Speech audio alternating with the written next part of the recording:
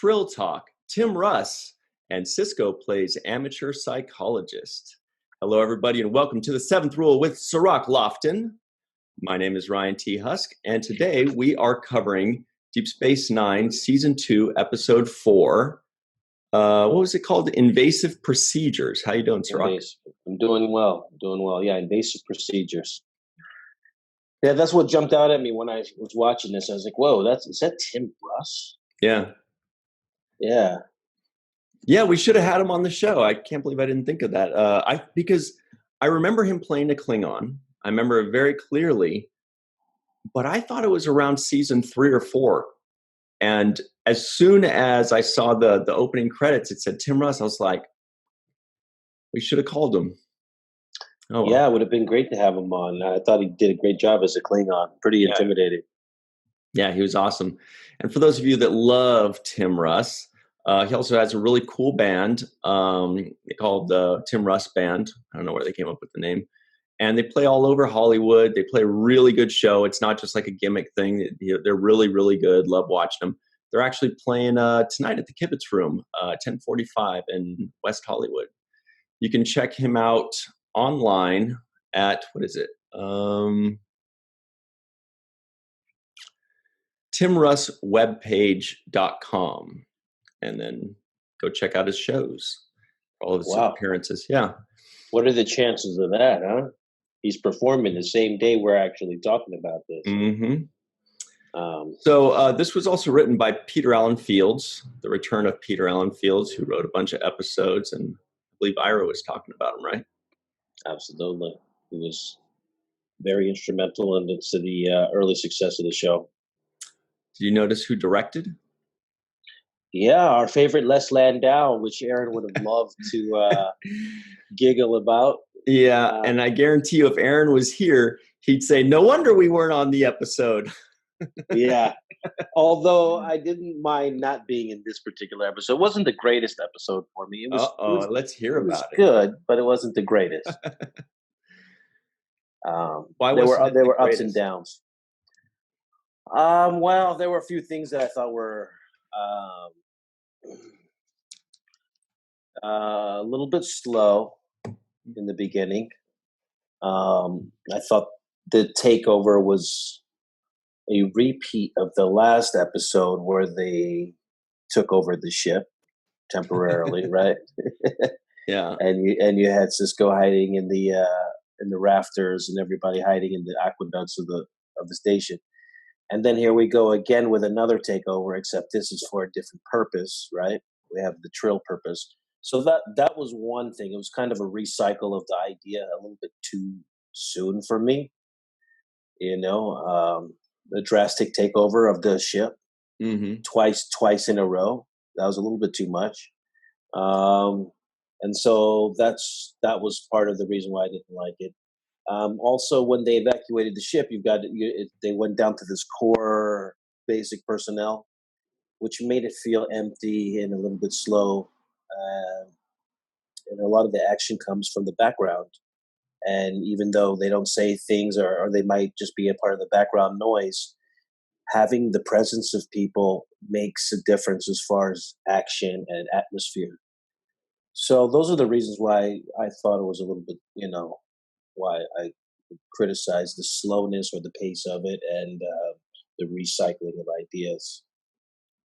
Yeah, I think this is what they were talking about. What was it? Nana was telling us about Duet, that this was a bottle episode. This was like super cheap if you think about it, right? We've got 4 new actors, right? Day players, or guest stars or whatever. And they have alien prosthetics or makeup. And so that, that costs a little bit, but you don't have to pay 30 extras.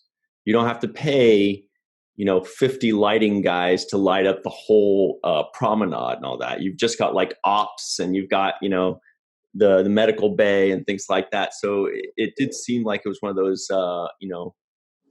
save a few bucks episodes where it's more about the story than it is about the grandness of the show. It was the 7 main actors plus 4 new ones. Odo was in a box The half whole the time. time. Yeah. Jadzia was napping half the time, so really, they really were able to save a few bucks there.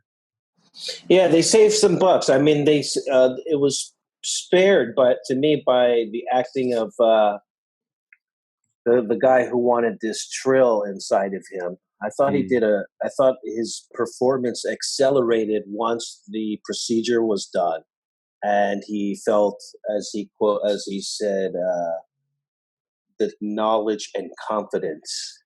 He mentioned, he felt full of knowledge and confidence. And when he did switch into that version of himself, I thought his performance actually went up as well. And I enjoyed the interaction between him and Sisko. I think that was the saving grace for this episode. What allowed me to, um, put it at or above average. You know, otherwise I would have been very critical of this episode.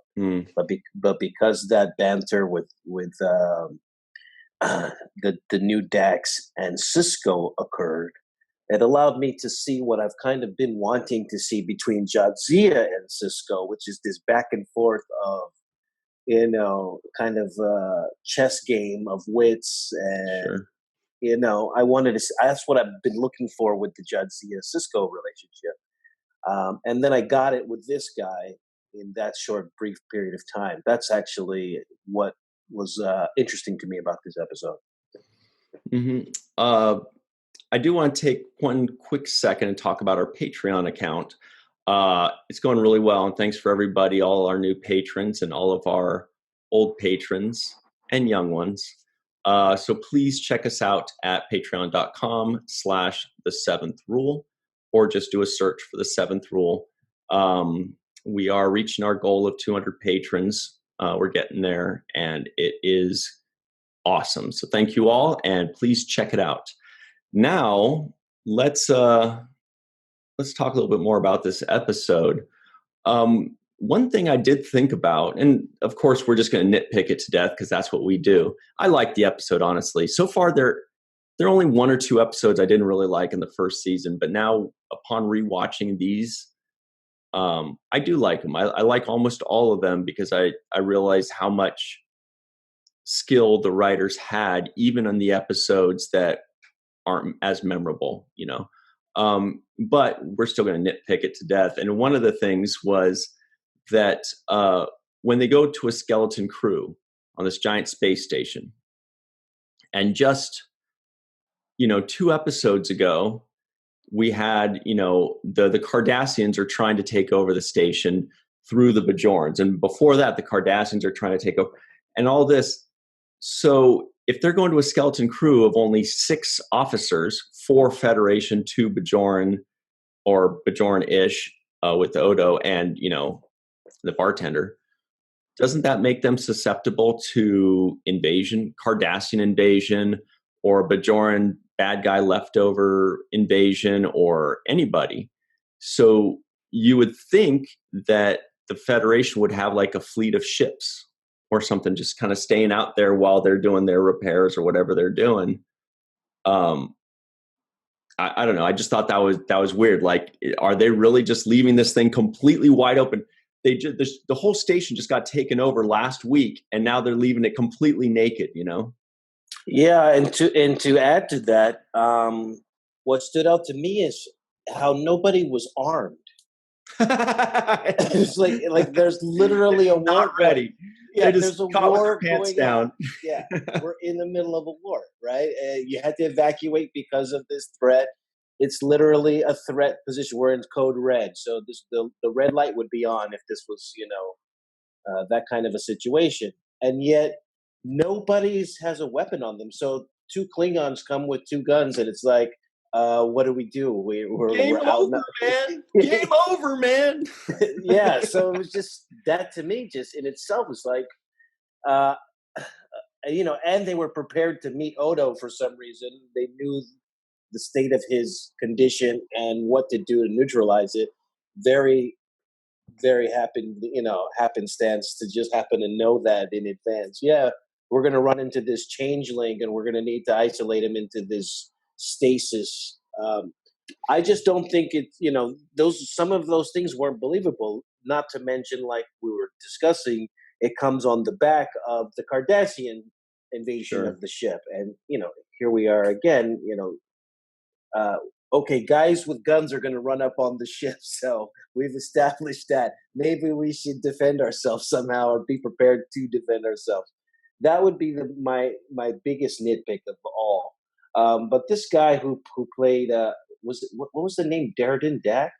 Uh, Let's see. I wrote it down. His name was like Vered. Verdict. Verad. Verad. Verad. Yeah, Verad. So I was watching it, and my sister told me she highlighted the fact that he had played Lex Luthor's father on Smallville. Really? The same actor, yeah. Just a little trivia out there, but I thought he did a great job at playing this Verad character. And there were some things that were brought up, because we always talk about these themes and these larger concepts that are being embedded into the episodes and what they're about. And one of the things that I heard him say, which was interesting to me, was he didn't want to be condemned to a life of mediocrity. Hmm.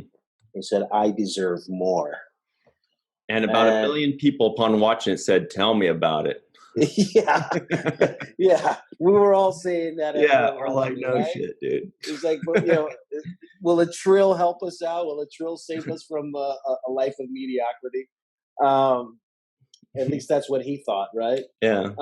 So I just thought that was interesting, and I thought maybe that was one of the themes of it was, this escape from a life of mediocrity. This thing, this desire that we have to feel special or to be greater than, and we all have this kind of desire to try to stand out in some type of way, whether it's in work or it's in sports or whatever it is that we do in life. We try to not be considered in the crop of mediocrity. Mm-hmm. The other thing that I thought was interesting was that this episode felt like the movie John Q with Denzel Washington, where he kind of hijacks the hospitals, like, I need you to do the surgery for my kid or something. Damn, I didn't see that. Yeah, it was kind of like a hijack of the, to do this surgery, right?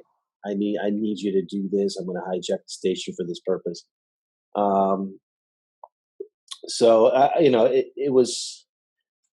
I like Tim Russ's performance. I'm always spared by the really good acting. I like Tim Russ' performance as a Klingon. I thought he was really intimidating, and I liked the way he played that character. Yeah, Tim was. I still haven't seen him in a role where I haven't been surprised. I remember the first time I was pleasantly surprised by him was on the set of on a film called Fifth Passenger that I co-produced, directed and written by Scott Baker, of course. Tim Russ was in it, Armin Shimmerman, Manu Intiraymi, Marina Sirtis. But I remember watching Tim, and he added like this accent, like an African accent a little bit to his role. And I was like surprised. I was like, damn, you're really good. And of course, you shouldn't be surprised, but it's like if you've only seen him play kind of an emotionless Vulcan for 7 years, you can kind of forget there's an actual actor behind that. And then when we see him popping up as a Klingon and totally nailing it, it just reaffirms that. Yeah. Yeah, it reaffirms that. I mean, one of the things about playing that Vulcan was actually it limited his abilities to show the range that he has, totally. Right? He was really stuck in that serious range and that Vulcan mentality, which in itself is an art form to be able to pull off. But actually, didn't you play a Vulcan once? I did play a Vulcan once, but I was half human, half Vulcan on of Gods and Men. Of Gods and Men. Yeah, yeah, I was half human though, so I did have that. I was playing it a little bit differently. I would have played it more Vulcan had I had a full out. But that was one thing that I enjoyed was his performance. I actually thought of a character called Shonuff from the movie The Last Dragon, which was a karate movie. Show enough. Show enough. Yeah. Yeah. Who's the master? Show enough. And then now we're all going to invoke Aaron and be like, oh, and his cousin Faux Schnitzel, right? Yeah, Faux.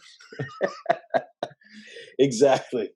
No, but when I was looking at it, I didn't read what you saw, which was the opening credits with Tim Russ's name in it. And I actually just went into it without knowing that I was going to see Tim.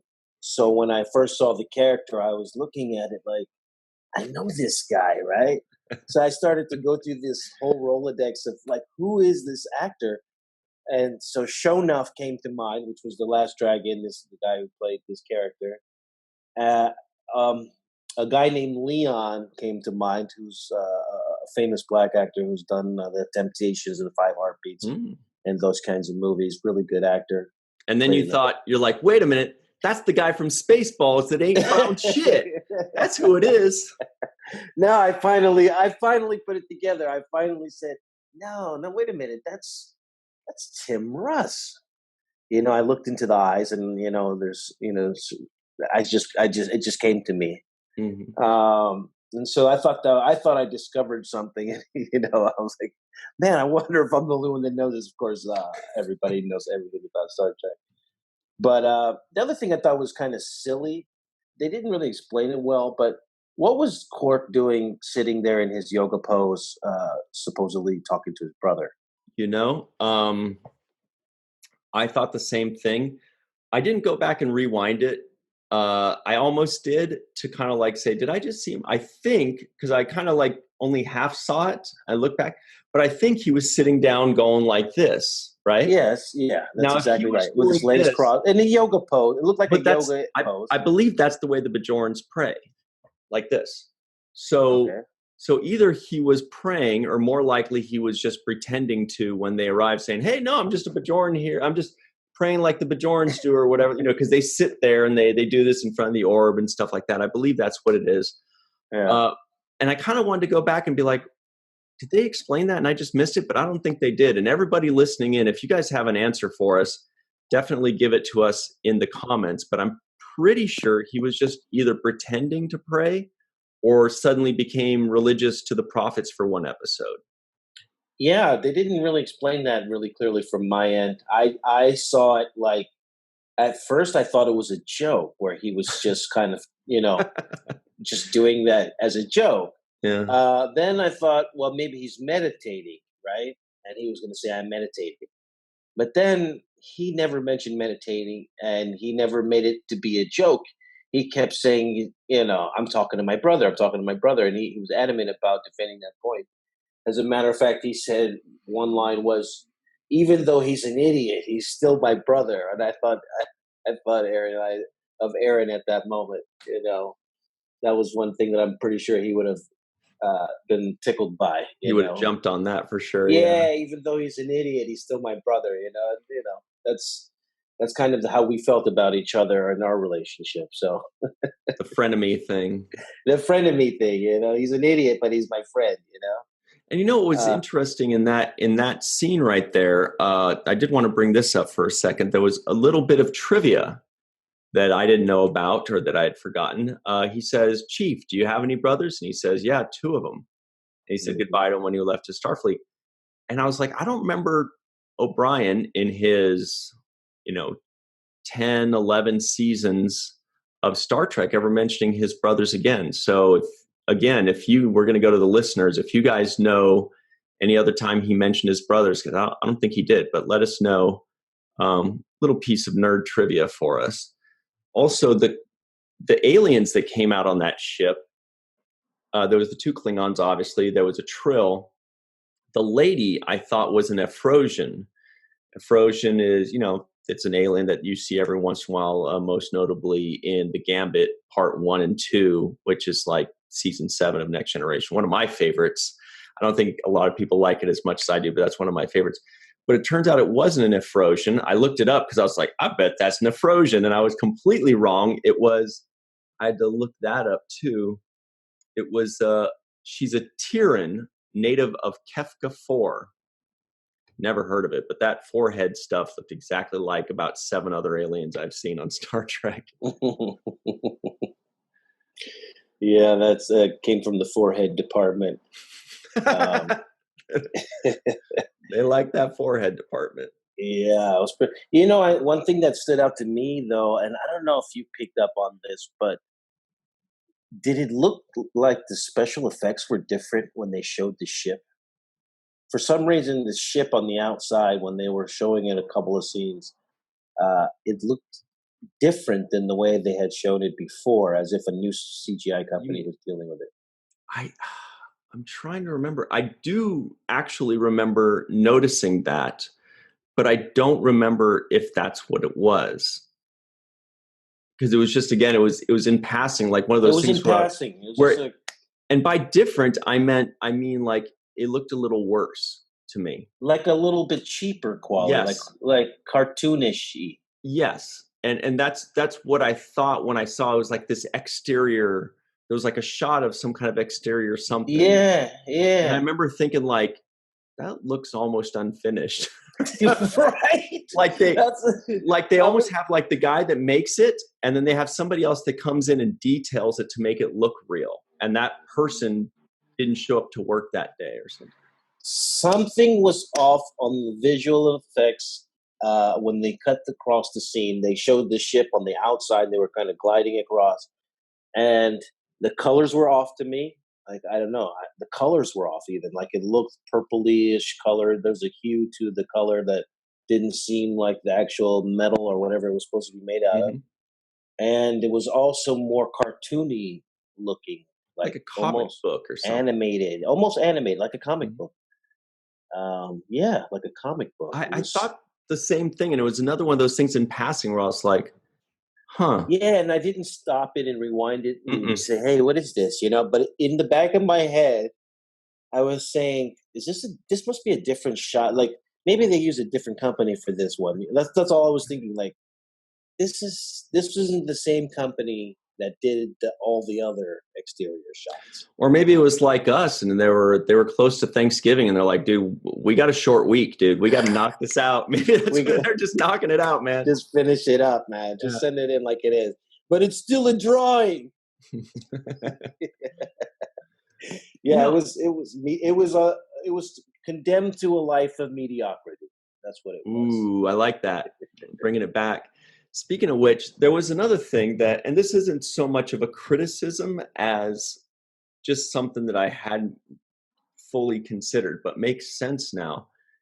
Here's the thing. We've seen Odo turn into a rat. We've seen him turn into all kinds of things, smaller mostly. And then he turned back into his liquid state and gets put in that jar or whatever, right? And I noticed something. Actually, we got to take our break, so stay tuned. But there was something I wanted to bring up, and we're going to have to like look a little bit more closely to it like throughout now. But we'll be right back with the seventh rule. Hey, everybody, and welcome back to the seventh rule with Cirroc, Lofton. My name is Ryan T. Husk, and we are reviewing Deep Space Nine's Season 2, Episode 4. Invasive Procedures. Thank you, Cirroc. Always on cue for me. Which is not like evasive maneuvers, is what I keep thinking. Yeah, that had to be the thing. Yeah, what they were referring to, maybe evasive maneuvers or invasive procedures. But what were you going to say? You ended the last clip on Odo, and you were bringing up something about his liquid state and solid. Yeah, so what were you going to talk about? And thanks for bringing that up, because I was trying to think of a third thing that sounded like evasive maneuvers. I'm sure it would have been terrible. Whatever I came up with. I'm so glad I spared you right there. So this thing was Odo, big strong Odo that can grab people and lift people and hold people down and wrestle them to the ground and stuff and overpower them. He goes into this little bucket and he's 3 pounds. They hand it over to this lady who picks it up with one hand. She's not grunting or using 2 hands. Then she tosses it over to Bashir. Bashir flings it into the box. So I realized Odo, not only does he change form, he changes weight. and that means he changes mass, which seems scientifically and physically impossible, because he can't go from a 200-pound being that can hold people down, because he wouldn't be able to hold anybody down or hold anybody at all if he's 3 pounds. But then if he kept his weight, then he'd be a 200-pound rat that's this big, and his mass would like condense. And then when he's in that little, lunch pail, that lady and Bashir and whomever else is holding it wouldn't be able to just fling him around so easily. It'd be a 200-pound little dumbbell. Yeah. So I'm not really sure what I thought you were going to talk there. about something completely different. I thought you were going to say at the end of the episode, when he was in the airlock, it looked like he turned himself into like a buffet at Denny's or IHOP. I'm like, there's a table with like a spread of some stuff. I don't know what was he in that airlock. I don't know, Odo. You're delicious. Did you see? You know what I'm talking about, though? It looked like it looked like a metal table with some stuff on top, like bowls or something. And I was thinking, Cliff Bowl. He's terrible at coming up with ideas of what to come up with. Next, he's going to be a pink balloon floating around. Yeah. What's this pinata doing here? He's going to be a cheetah next time. They're going to be like, Odo, you gotta try to blend in a little better. Can you blend in a little bit better? Maybe a railing or be a comm badge. A comm badge. Something, a little bit more inconspicuous. Like, hey, guys, who left the room service tray out here? He's Little Caesar's buffet in the corner of it. Yeah, he turns into a rat. I mean, maybe a fly would be better. I don't know. He literally has the worst ideas for what to change it to. We should keep a running tally of like all of Odo's ideas, and then like at the end of every season, like rank them in how just rank them. Yeah. He's going to be like a shovel sometimes. You're a microwave, a shovel, a rat, and a buffet table. An ogre. He'll just be like a 40-foot ogre. One time they'll be like, I see you. I see you, Odo. That's you. I thought I was hidden. What's this popcorn machine doing in this airlock? Yeah, no, sorry. My observation was much nerdier and not as practical. I was just kind of thinking about his weight and mass. We just, we got to get him a list. We're going to come up with a list of ridiculous things that Odo has turned into by the end of this show. It'll be cotton called candy machine. It'll be called the Oh Don't list. The Oh Don't. But yeah, I understand what you're saying about the mass as well. Yeah, he would be essentially 200 pounds of whatever, right? If he was that 200 pounds, if that was his weight, for example. So that mouse would be 200 pounds. That bucket would be 200 pounds. Whatever he turns into, right? That's exactly. Think of it this way. If you've got Play-Doh or Socrates, like clay, and if you've got that clay as, and build it up into a person, then it weighs a certain amount of weight. But then if you ball it up into a ball, it still weighs the same. Yeah, those are rules of physics and knowledge. We don't need to be bothered with that while we're here in this world of fantasy and sci-fi. You're probably right. Yeah. Chief O'Brien has a brother, so what? You didn't know about it. Fuck it. Let it go. You know what I also thought was interesting was I guess you don't have to really go to medical school too long to perform a trill surgery, because all you need is a pair of garden shears like Dr. Bashir had and one snip of the umbilical cord. Easy. Boo, it's done. And then you just place it inside the pouch of the kangaroo of the next person, and boom, it's done. I just thought, wow, so much for all the doctors out there studying hard and long, because in the future, It'll literally be. Why does he even need a medical staff? He just needs scissors. There's not even a specific place on the umbilical cord he needed to cut. No, that's what I was looking for too. How long was he going to pull it out? You know? Yeah. He was just like, oh, right here looks fine. Here we go. That should be okay. That's what I was thinking too. I was like, why does he need a medical team? He doesn't. It was like, there was no blood anywhere. Just cut right here. And, also, one funny little spot. And no attachment either on the other end. It's just like put it, throw it in there. Yeah. It'll find its way. It'll figure it out. He's like, what do you want me to do? I cut the worm. I put it in the other person. Good enough. No surgical mask on. No, it was like no gloves. It's like a random day, and it's like no nurses, no side help. No, I got this.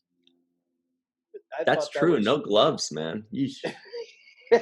I was like, all right, that's there goes Starfleet Medical's ranking. They no longer have an A rating on the credit. What do you think the symbiont is attached to, like at the end of his umbilical cord? It looks like it's down like into the rectum area or something. Like seems like it's attached to his lower intestine somewhere. Where does it attach to inwardly? I don't know. That's interesting. I guess it ties into the remnants of your old umbilical cord and reattaches itself as a symbiont life form. That's what the medical journal that I'm reading here says. Authorized by Starfleet. However, it is outdated slightly. But yes, that's what the edition that I have says. So I thought that was hilarious. You know what else I thought was funny was there was a time when Captain Sisko, or Commander Sisko at this point, tells the Dax, he says, "Don't call me Benjamin." Oh, that was awesome. I love that. That was great because he said our friendship is over. Yeah. And so he said, like, don't you call me Benjamin. She's, Yeah, I like that line. Benjamin is someone else, yeah. I like that line. Don't call me Benjamin. That was beautiful. Right before he shot him, I did think he should have shot him, aimed for the face, because if he's worried about hurting the symbiont, why is he shooting right at the? I thought, like, shoot him in the face. Who cares? Like, blast his face, but don't hurt or in the knees or something. Well, that's funny you said that, because I thought that O'Brien gets shot when he's on the Omps by Tim Russ's character, right? If I'm not mistaken. Yeah. And Dr. Bashir goes to heal him with his medical kit. And if you hear O'Brien whining and screaming while he's getting his treatment, it was funny. That was worth rewinding for me. Just the squirming of Chief O'Brien as he's getting his repair work done to that phaser shot. Well, what about, even more so, what about Quark?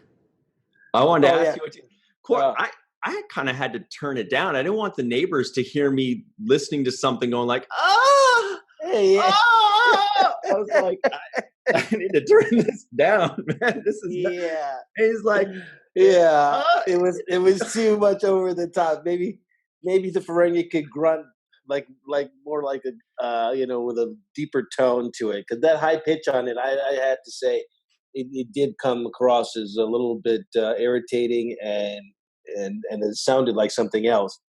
What did it sound like, Cirroc? It sounded like a Ferengi who got kicked in the balls. But, got it. Okay. Something like that. But I say one other thing too, though. I thought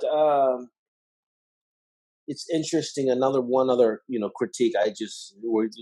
We laugh as we look at these episodes, and they're funny, but they're also entertaining. I can say that I was entertained. I didn't say, "Oh, I can't wait to turn this off." But the two-handed punch, we don't see that.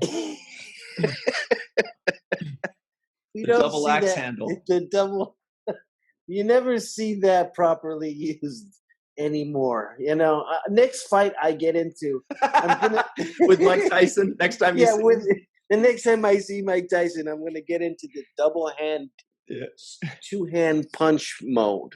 You're gonna say, "All right, if you're sure, but I'm ready for it. Here we go. Come on, I'm ready. Are you sure you want to mess with this? Here we go." Yeah, the only time I will clench my hands like that is if there's a baseball bat or a golf club inside of it. But I never seen that as an effective way to hit somebody with the two hand. It's not used as much outside of the 90s that it was used, in the 2000s and therefore forward. But certainly, there's one other thing that uses that. 1980s WWF wrestling. They would jump off the top rope and right in the shoulder. Gotcha. Or the uppercut one. Yeah. So the two-handed punch, just for the future, just for reference, and the Star Trek, all the producers of Discovery out there listening to the podcast, just try to write that out of the choreography of the stunt fighting scenes. But if you want to pay tribute to the classics, then you can throw one or two in there.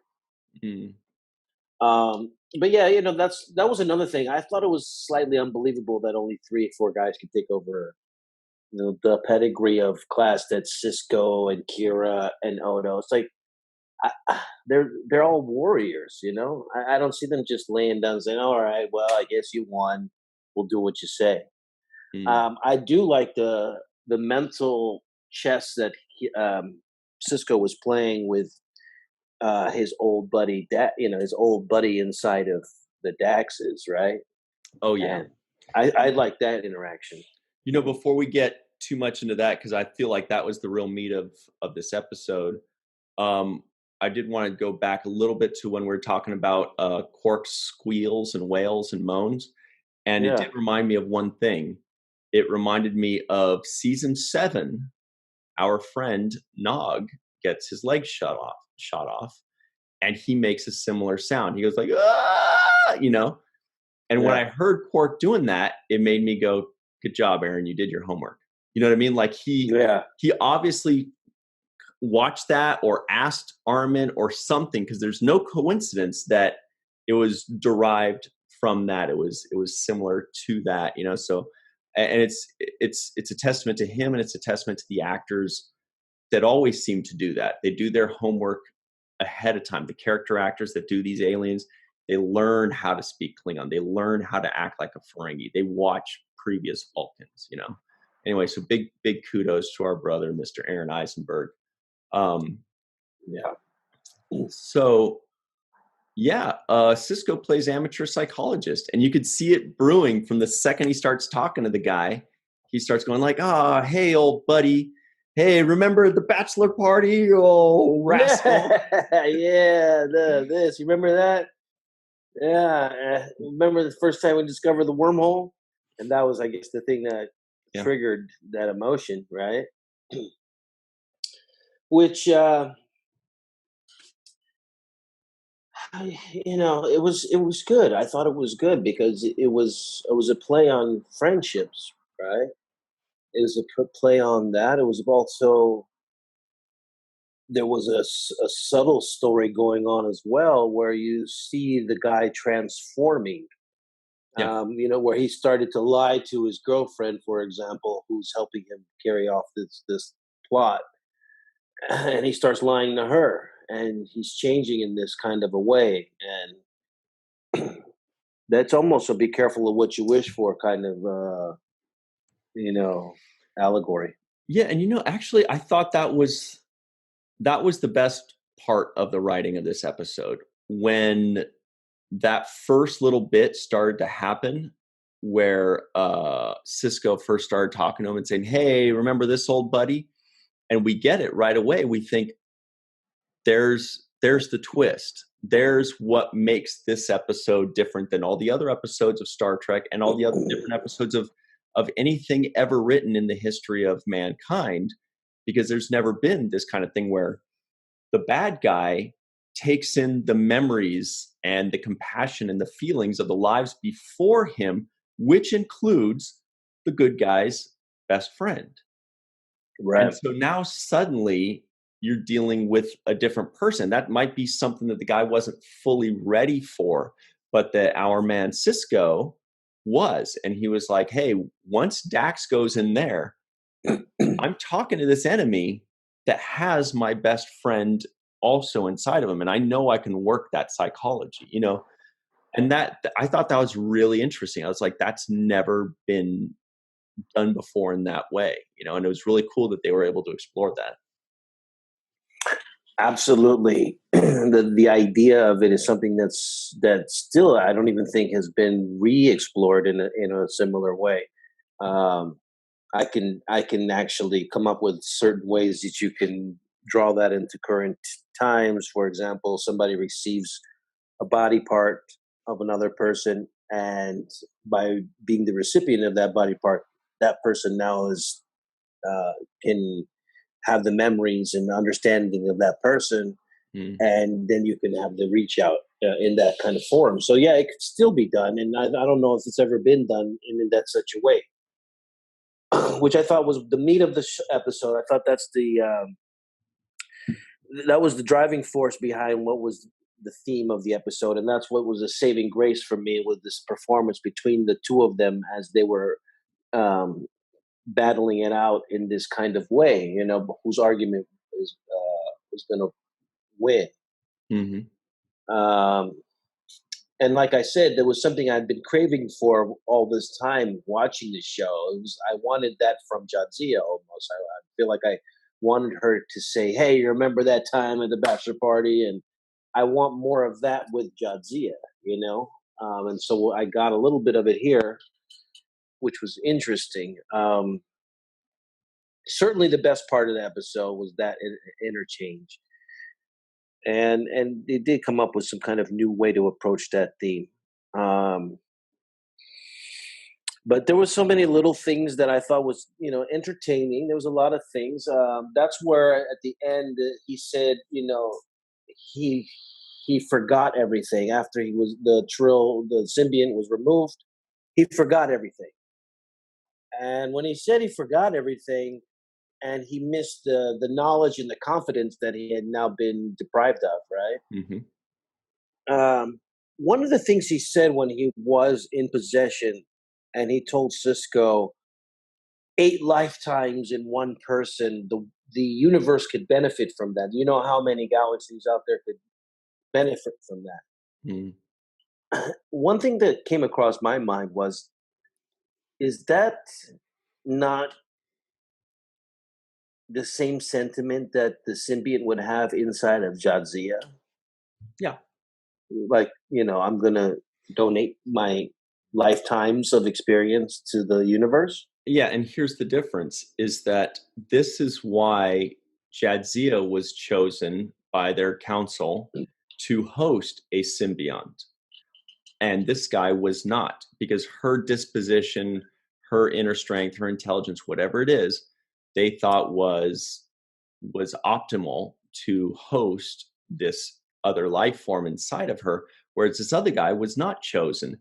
And that's why she's able to have that feeling and put it out there and do it, what we think is the right way. And this other guy showed that he can't really handle it, which shows that the Trill people made the right decision in giving her the symbiont and not him. Right. And by saying he can't handle it, you're just to elaborate, it means that it was turning him into something else, or it was making him have these motivations that were hurtful to other people. It's like yeah, well, it's like he's just not as good of a person. So when he's given this extra knowledge and this extra power and this extra inner strength and all this extra stuff, he doesn't have, whether it's the emotional fortitude or the maturity or the inner strength to handle that bit of extra whatever a Trill brings you. It's kind of like that Spider-Man quote with great power comes great responsibility. So what they do is they pick the finest, strongest, most intelligent, healthiest people, and they put these symbionts in that because if they put that symbiont in somebody that is a criminal or who is terribly immature or who, lacks compassion, then they have the responsibility of hosting this important being inside of them without actually being able to do it responsibly, if that makes sense. No, it does make sense. I just clarifying it for my own understanding. I understand what they're saying, and that was part of his beef in the beginning was that he wasn't chosen to do this, to be the host. Exactly. Yeah. And he was overlooked, and he didn't like the fact that that he wasn't qualified, or they didn't feel he was the one for it.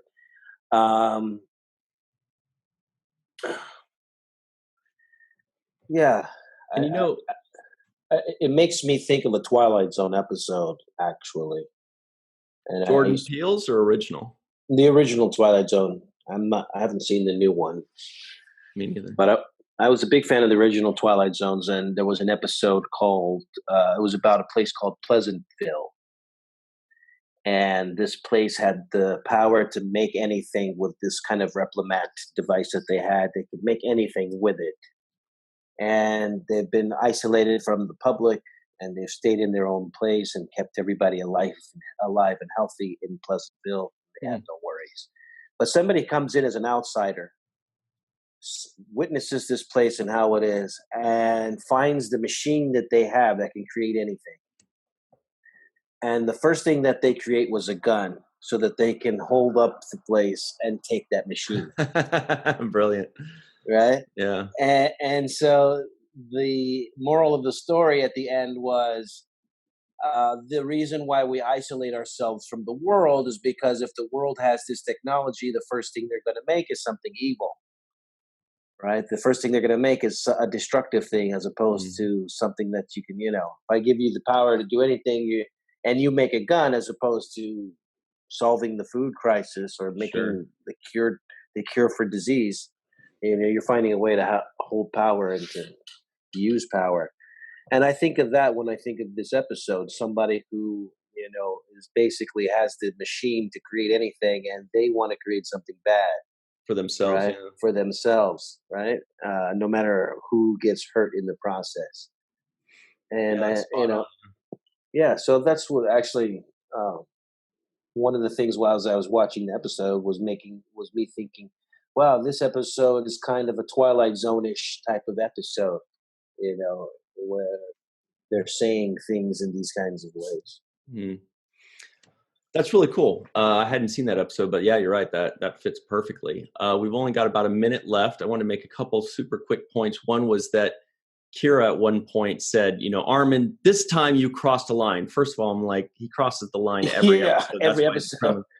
But if you'll notice, when he attacked Tim Russ's character, or the Klingon, that was him and pretending to be hurt in his ear. That was the character's moment of redemption. That makes us go, well, he screwed up, but he also kind of halfway saved the day. So that redeems the character, because otherwise, if he's crossed the line, he's done. He's done. Right. So he does. You're right. Absolutely. And also takes it a step forward by releasing Odo from the stasis box. Right. Yeah. Nice. Saved the day. He saved the day in this episode. Yeah. And Sisko continues his psychological warfare with Muriel, the Frosian lady that's not an Frosian. So that was cool. And the last little bit was when Armin jumped on Tim Russ's back, my first thought again was about that film Fifth Passenger. So go check out Fifth Passenger, because I didn't realize that the two of them actually had a scuffle, a Star Trek scuffle together. So that made me really happy to see. Any final thoughts before we run? Do they have a scuffle in Fifth Passenger? Is that what is there a scene between the two of them? Yeah. They're basically 5 main characters in Fifth Passenger. And they're 2 of them. And it's like a post-apocalyptic sci-fi thing. Really cool. Really. So this is their second fight scene, is what you're saying? Fifth Passenger is their second. Yeah, Fifth Passenger. Yeah. Exactly. But I know of. There might be more. Who knows? How many times did these two people fight? That's the next trivia question. Yeah, So but nothing else to add. I did think it was funny how Kira rolled her eyes when she saw Armin jump on, the Klingon's back, and it looked like you could clearly see that nobody was going to go over there and help him, right? okay. So we got to run. Those of you that are watching on YouTube and whatever else, stick around for the free-for-all. Everybody else, go to our Patreon account, please, at the Seventh Rule. And always remember this. Hey, everybody, and welcome back to the Seventh Rule. This is the free-for-all brought to you by associate producers Rex Wood and Imo Radka. They say I say it with a Russian accent. So that was good. That was good. With an American accent this time. And by the way, Cirroc, you have never looked more like Avery Brooks than you do today with those sunglasses and the goatee. Agreed. Oh, yeah. Well, like father, it just like happens son. that way. It just happens that way. Yeah, if you see the image long enough, you'll gravitate towards it. I think this will complete the picture here. Yeah. Yeah. That's so good. That's so good. There we're it joined is. by Leah Burns and Alan Sachs, as well as our Trek Techs, Kat R. King and Heather Jordan. And we're going to party with Avery Brooks here today. Yeah, Kat, what do you have there? You got a communicator on your lapel? Yeah, this is one of those, think geek, sweaters. It's supposed to be like the Command Gold, although I realize that they didn't do this right because Command Gold for the TOS series should be gold, right? But it says yes. Commander's. That's how you know the people who made this didn't know anything about Star Trek. Yeah. I don't care because it's still got the little logo on it. It's a nice hoodie. I've had it for a while now. Yeah. So that gives us a good question. Our big question of the day: who is your favorite first officer? We're going to start with Heather this time. No. No, Heather needs time to think about it. Why Heather? There's too many. I'm gonna have to go a little old school and go with good old number one from Enterprise, Next Generation. Riker, yeah. I was trying to think. There's too many names. I think I'm gonna have to go with Riker. Just I don't know. He's got that swagger and his Is anybody else in the shows called number one except for him? Well, Only they him. called number one on Discovery. With the right. Una, you're right. And what's her name? Una. From the original pilot was number one. Yeah, that Rebecca the Discovery Romaine. character is based off of. Yeah, Rebecca Romaine. That's what I was trying to think of. Rebecca Romaine. Yeah. Mm-hmm. They call her number one too. Do you like the way Riker sits down by straddling a chair? And do you prefer Riker with a beard? I'm not really a beard person, but he pulls it off. So I liked him both ways. I think he definitely looked more mature with the beard and like more like officer with the beard. Because when he was baby faced, he kind of had that playboy look going on, which he, that was pushed, that was done. That he's a ladies' man. But they had just such a good repertoire between him and the captain and the rest of the crew and Deanna Troi. Like it was just a really good, like they worked well, they played off each other, they communicated. So what about you, Kat? Oh Lordy. It's a tie. It was always a tie because for a long time I actually really love Riker. I love him a lot. But having gone back to rewatch Voyager, actually I love Chuckles. He's my favorite. Chuckles. Don't tell Robert I said that. I don't know. Does he know about that? It's been a long running joke. I don't know, but he's gonna find out Chipotle. now. Yeah, he's my favorite.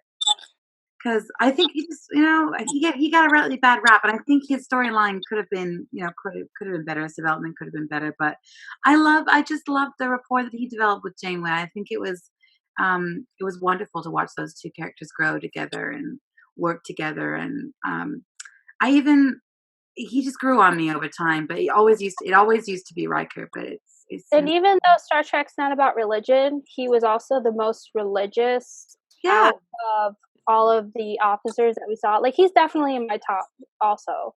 Just like, you know, because he had that Native American heritage, and he like really pursued it. And a lot of times it helped him, like his spirit guide and stuff helped him, you know, get through the toughest parts of being stranded in the Delta Quadrant.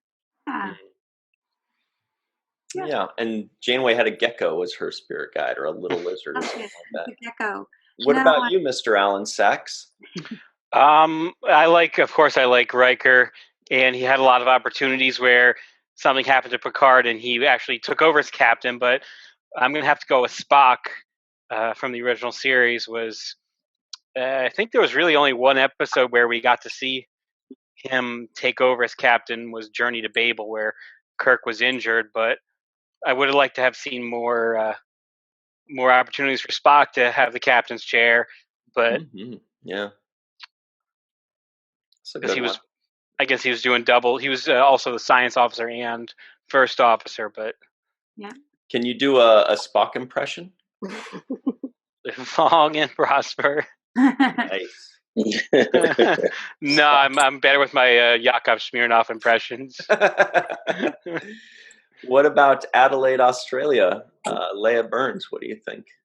I think my favourite first officer is Kira, because she's, you know, that strong woman character that was quite, you know, was fairly rare in the 90s, I think. And I liked, she knew what was going on, and she knew what she needed to do.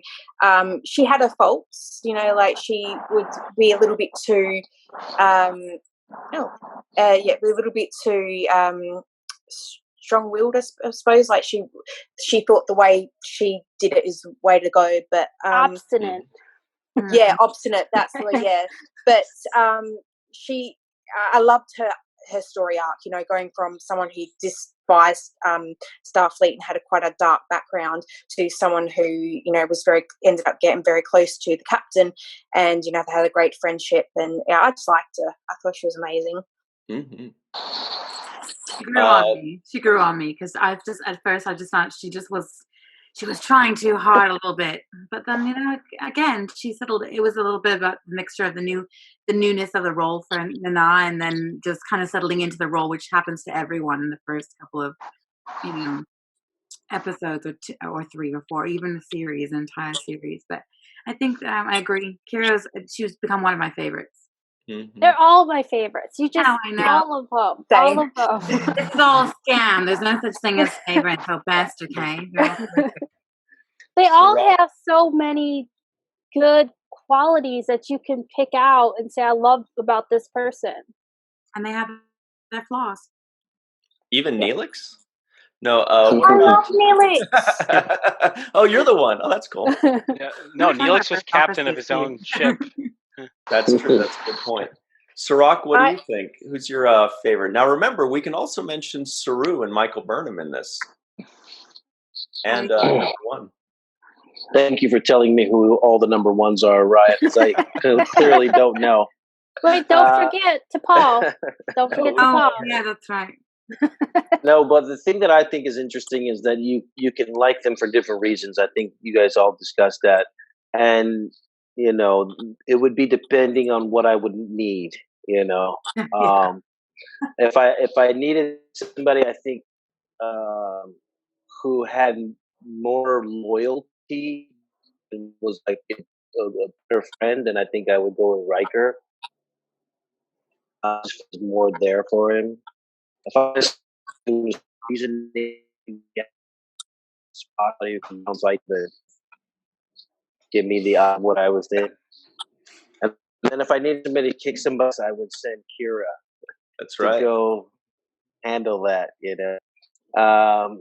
But it's funny. The number 1 that would be kind of like the vice president, right? Yeah, kind of exactly. like you're right. So, you know, and historically, vice presidents are, you know, not as big a figure as the leader. So, I mean, I like the way Kira portrayed her character, especially as a strong woman in a time where we didn't get to see that many women with that much power and intensity into their character. I think she broke the mold for what we expect out of women. And she pulled it off without coming across as being, one of those stereotypical boss. Like it's A BITC. Yeah. I mean, she's I was got going to say butch. Yeah. BUTC, my bad. Accurate description. Give it that. she has that toughness, but she's also has the softer sides, and she's in command without everyone hating her at the same time. So I think that's a fine line that definitely was walked. Yeah, I really liked her in the last couple episodes where she got to wear the Starfleet uniform because unfortunately those Bajoran uniforms weren't very good looking. Especially Odo was just a terrible uniform. At least he got a collar and a buckle in the later seasons, but isn't that Odo's choice? Like, isn't his uniform? It's him. He makes it. So I think he had to only make what was approved by the Bajoran government. So for me, I would say it's hands down. It's going to have to be, you guessed it. we didn't. No, we did not guess it. William Thaddeus Riker. Ah, yes. Good old Thaddeus, huh? I thought it was Thomas Riker. Oh yeah, that's Thomas right. Riker. Thaddeus was like his great uncle or something up in Alaska. You're right, Thomas, because he's the guy that went when Frakes was on Deep Space Nine. William Thomas Riker. I'm going to go ahead and edit that out. That was amazing when that was amazing in the episode of Deep Space Nine where he takes off half of his beard. Oh, I didn't see that yet. Because he it's coming. Just you wait. Oh, it's coming. All right, I'm excited. I'm sure I saw it, but I cannot remember it. He takes off half of his beard. It's like the villain takes off the fake mustache. Yeah. But it's the Riker's twin, or his transporter twin. Yeah. So he takes off half his beard to reveal that he's wearing a goatee. Because he's not actually William Riker. It's Lieutenant Thomas Riker. Wow. Yeah. And I would have gotten away with it if it weren't for you meddling kids. So, Ryan, share what the T stands for in your name. Thierry Gilles. It's actually my my real first name. My middle name's actually Ryan, but my first name is French. I did know that. Fancy French name. What did you say, Terry Gilles? Thierry Gilles. But I said it with a snooty accent. So I know. Drink some more wine. That'll get you. Yeah, no, I'm a Frenchie. The more wine you drink, the more French you'll sound. That would actually work. It's true. So I think we've done a lot of good here this week, and we want to make sure that everybody tells us who their favorite first officer is. And as you guys mentioned, we can still do T'Pol. Don't forget, Peter, T'Pol, and Mary. Don't forget. Thank you. I felt stupid saying it. I can hear Aaron already going off on you right now. I get away with this right now. If you could insert a clip of Aaron cursing you out right then and there. This is what you do. You'd go, wow. Wow. Wow. We just need to take his best clips and do like one of those sound buttons and start playing so out. Right. Yeah. Like Aaron going, wow, every time we say Yes. Come on, we gotta do it. Let's take his best voice clip and then he'll continue on in the show. I like that. It's like they recorded Majel Barrett's voice for all those before. I like that idea. Heather, can you listen through about 300 hours of our footage to get a few of those? Yes, thank you, Heather. That's very awesome. Divide and conquer, we'll split it up between I might have to delegate some of that work, because you know what, I've got about 15 people that I betcha will help me if I ask. Right. So press that wow button. Yes, I want the wow button. It's going to be so good. The wow button. We got to think of a couple others. Yeah, that's good. We'll definitely think about that. So, yes, Kat? What? Oh, I thought you were. Oh no, his Nog's like I perfected it thing. Whenever he says that, and we've got to do the what is it? Stem bolts. Self-stealing stem bolts. Self-stealing stem bolts. Self-stealing. Yeah. You gotta do both. You gotta do stealing and sealing. We also want one soundbite that says, "Les Landau." Les Landau. Just hit him every once in a while with the Les Landau. Les Landau. Okay, Kat, that's what our Trek Tech mission is going to Shout be. out to Australia, everybody, all the fans in Australia. Shout out to fans in Germany. Shout out to our fans in Jersey. I'm in Jersey, representing. New Jersey. Cool. So for Leia Burns, for Alan Sachs, Kat R. King, Heather Jordan, Cirroc, Lofton, Russ Hasledge, for Imo Radka, and Rex would, but I wouldn't. Sorry about that. Wow. For Ryan Seacrest and all of us here. Another wow button. Where's that wow button? Wow. No, but thank you all very much for joining us, and always remember the 7th rule.